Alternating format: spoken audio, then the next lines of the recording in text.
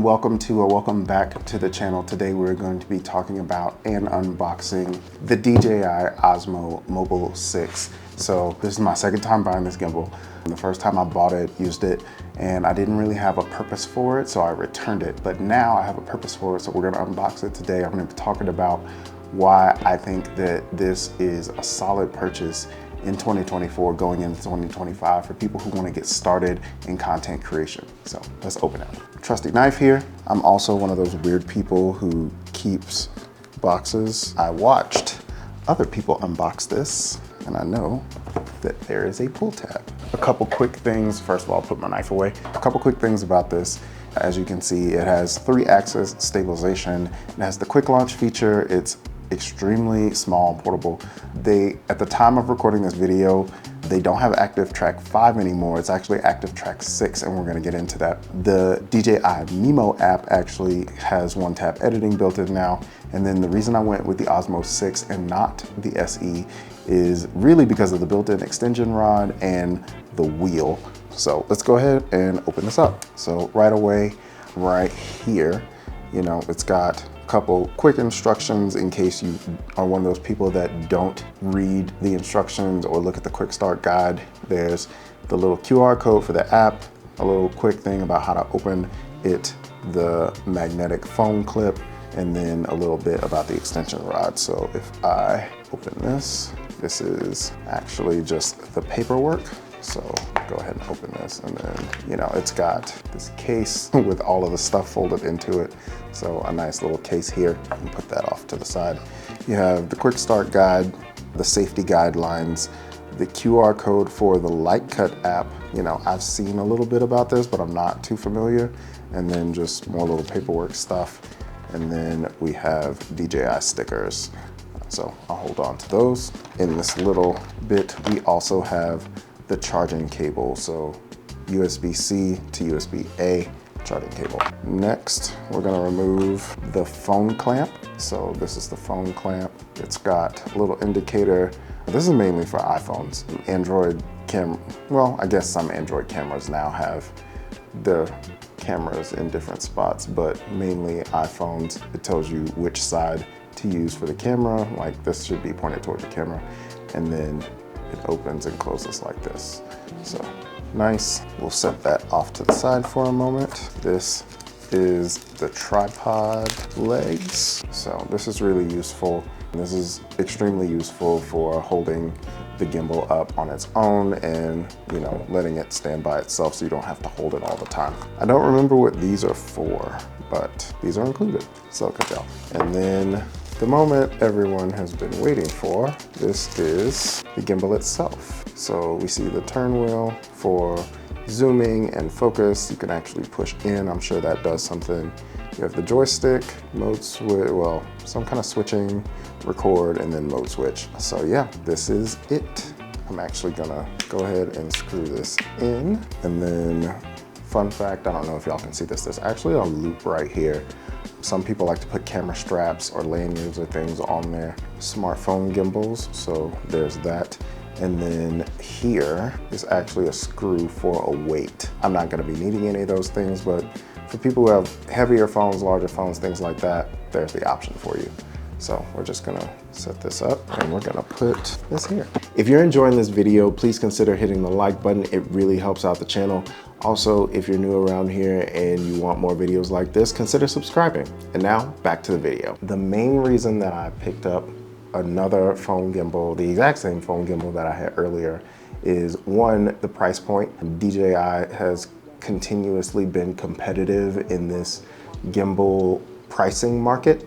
So I actually did pick this up new for about $120. I think that's a fair competitive price point. The SE is on sale at Best Buy right now at the time of filming this video for about $70.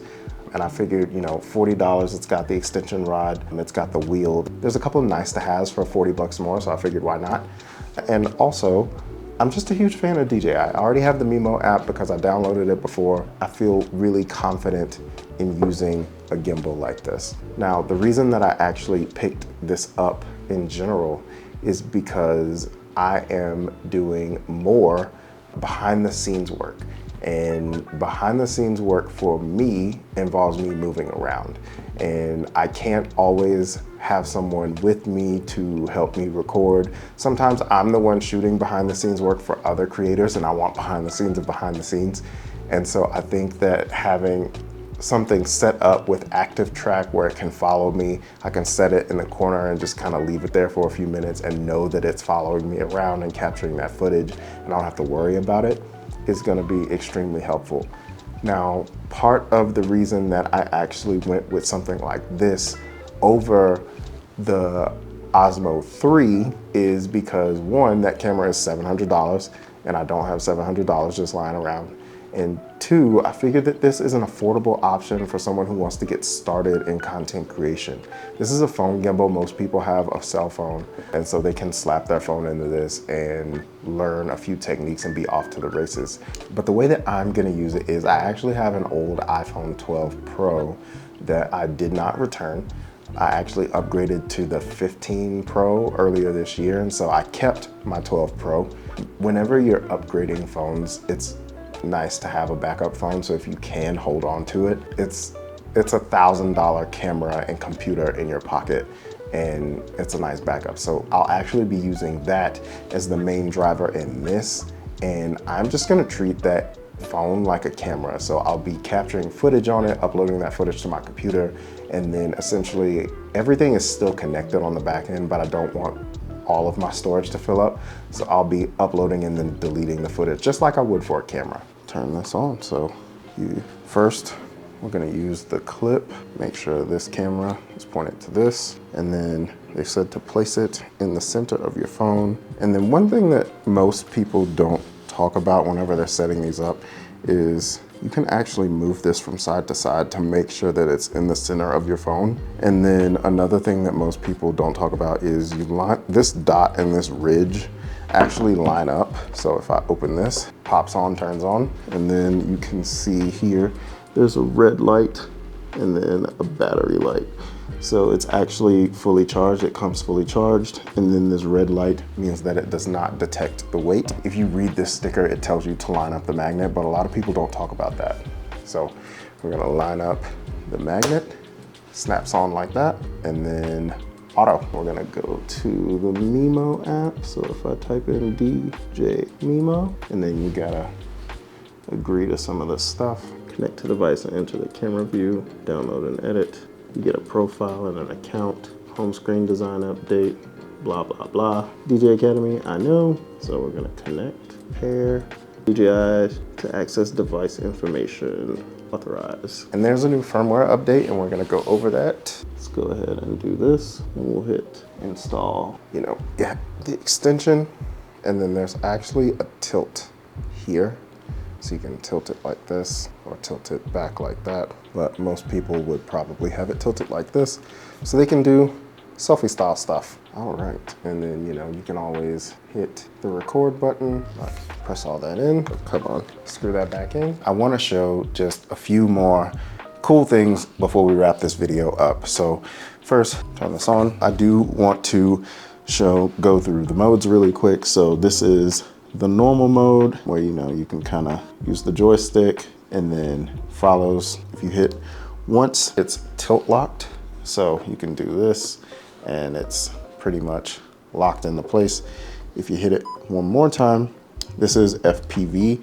So it's kind of like a delayed effect, kind of like a slow. I don't know why I said it like that. And then if you hit it one more time, you enter spin shot mode, which is fun because you get to do cool stuff like this. And then if you hit it one more time, it goes back to normal. The zoom wheel, you tap it, enters to focus mode, so you can focus, defocus, and things like that. Another cool setting that we're gonna go through is I'm gonna hit that button to switch the camera around, and it does auto face tracking. So let's switch that around. So now if I switch the camera, I had it set to auto recognize faces, and so it will automatically start tracking me as this turns on, which I think is really, really cool. I can connect my watch to the app And if I open the DJI Mimo app on my watch, you should be able to see that it is recording, and I can see myself here. I can stop the recording there. I can turn off the tracking if I want to, so now it's not following me. I can actually turn it on, so it follows me again. And then if I want to, I can use the joystick. Let's turn that off. Use the joystick, and then I can move it up and down and around with my watch. So there is a tiny bit of lag, but that's to be expected. I could also switch orientations.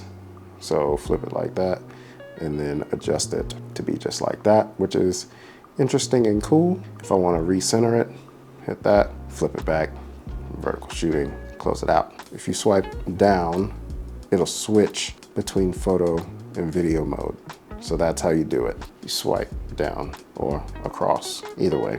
But that is very cool. So now we have taken advantage of active track. It's switched to a wider camera. Let's switch this off, back to video. Active track looks pretty good.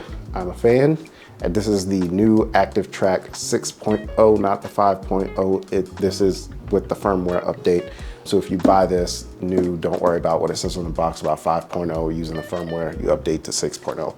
And you have the ability to control it with your watch if you have an Apple Watch, which I think is very cool. So there you have it. I hope this video was enjoyable for you.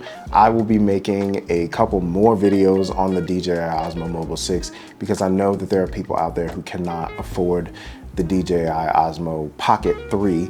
And I figured that this is a cheaper alternative if you still want to be a part of the DJI system, you still want to be able to capture nice footage, but you'd rather use the camera that you always have with you, the phone in your pocket. So thank you all for watching. If you like this video, give it a thumbs up. If you have questions, leave them down below. I answer all of the ones that I can and that I have the answers to.